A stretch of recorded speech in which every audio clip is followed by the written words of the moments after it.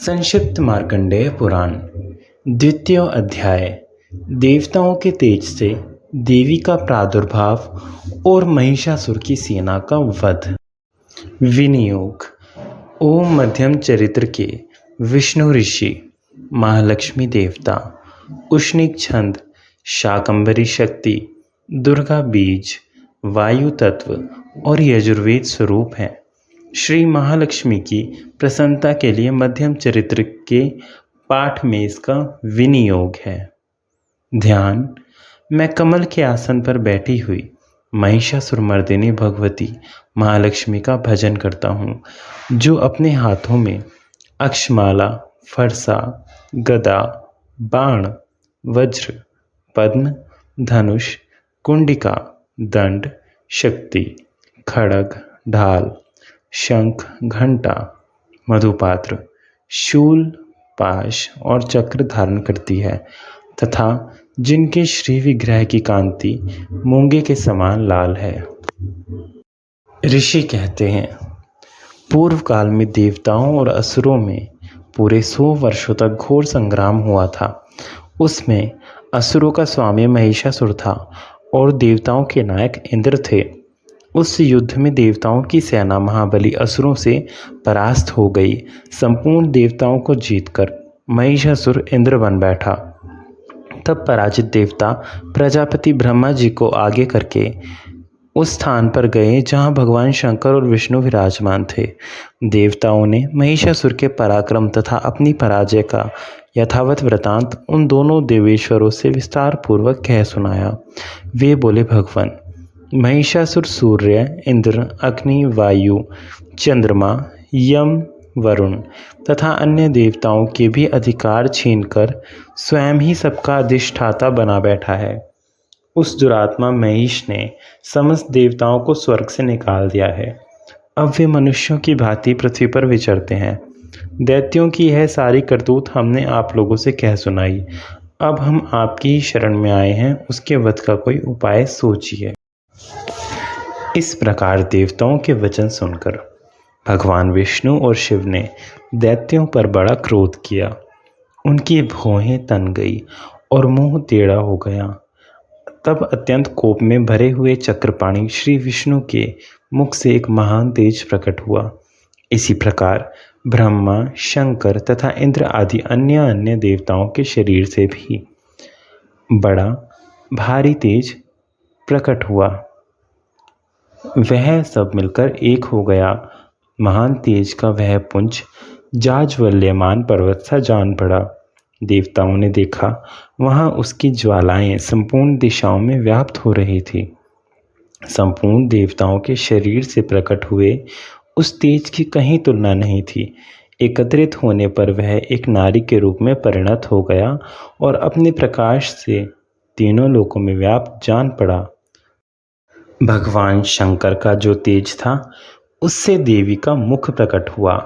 यमराज के तेज से उसके सिर में बाल निकल आए। श्री विष्णु भगवान के तेज से उसकी भुजाएं हुई। चंद्रमा के तेज से दोनों स्तनों का और इंद्र के तेज से मध्य भाग कटी प्रदेश का प्रादुर्भाव हुआ। वरुण के तेज से जंघा और पिंडली तथा पृथ्वी के तेज से नितंब भाग प्रकट हुआ। ब्रह्मा के तेज से दोनों चरण और सूर्य के तेज से उनकी उंगलियां हुई। वसुओं के तेज से हाथों की उंगलियां और कुबेर के तेज से नासिका प्रकट हुई। उस तेज प्रजापति के तेज से और तीनों नेत्र अग्नि के तेज से प्रकट हुए थे। उसकी भौहें संध्या के और कान वायु के तेज से उत्पन्न हुए थे। इसी प्रकार अन्य अन्य देवताओं के तेज से उस कल्याणकारी देवी का आविर्भाव हुआ। तदंतर समस्त देवताओं के तेज पुंज से प्रकट हुई देवी को देखकर महिषासुर के सताए हुए देवता बहुत प्रसन्न हुए।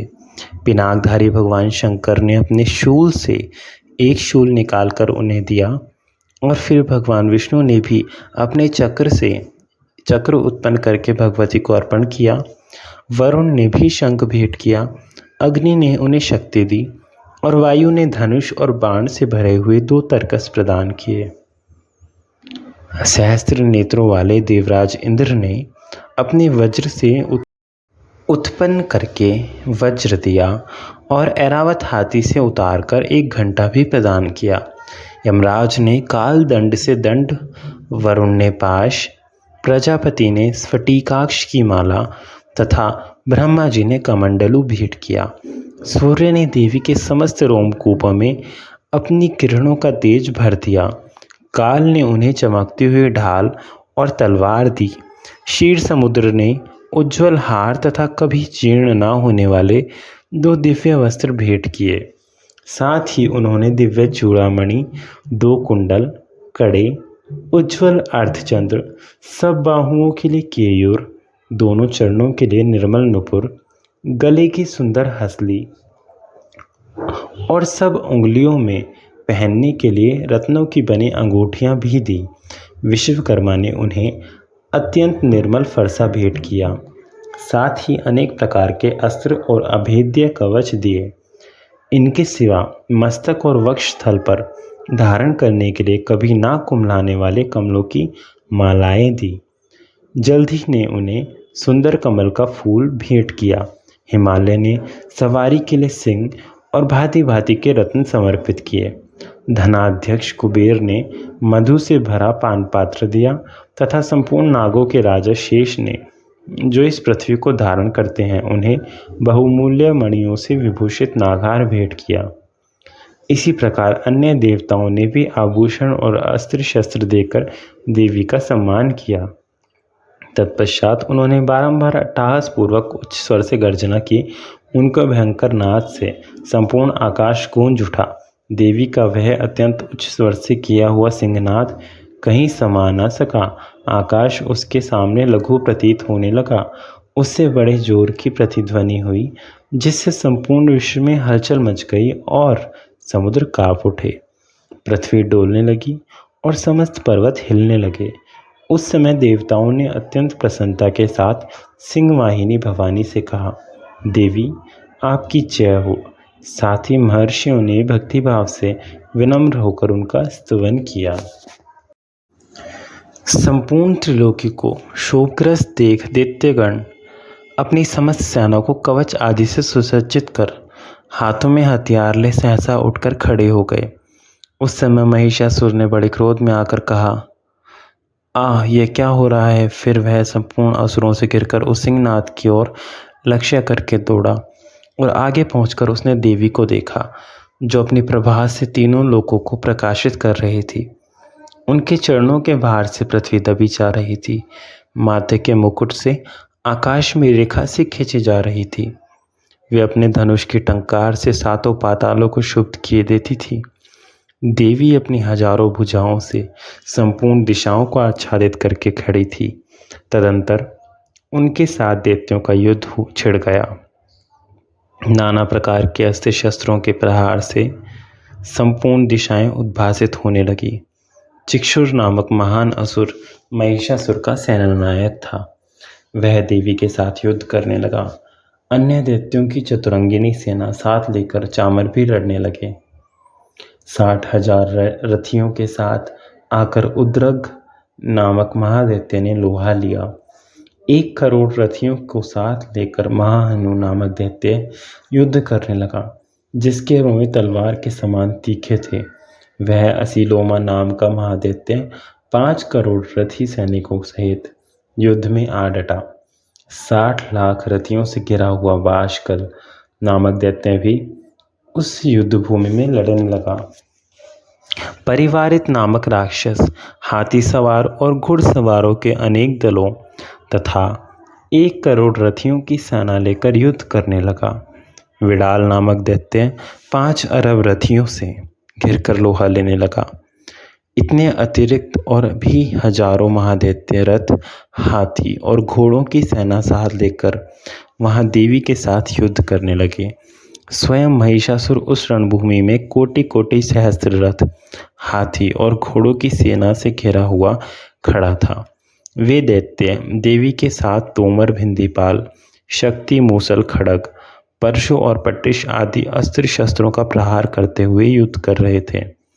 कुछ दैत्यों ने उन पर शक्ति का प्रहार किया, कुछ लोगों ने पाश फेंके तथा कुछ दूसरे दैत्यों ने खड़ग प्रहार करके देवी को मार डालने का उद्योग किया। देवी ने भी क्रोध में भरकर खेल खेल में ही अपने अस्त्र शस्त्रों की वर्षा करके दैत्यों के वे समस्त अस्त्र शस्त्र काट डाले। उनके मुख पर परिश्रम या थकावट का रंच मात्र भी चिन्ह नहीं था। देवता और ऋषि उनकी स्तुति करते थे और वे भगवती परमेश्वरी दैत्यों के शरीरों पर अस्त्र शस्त्रों की वर्षा करती रही।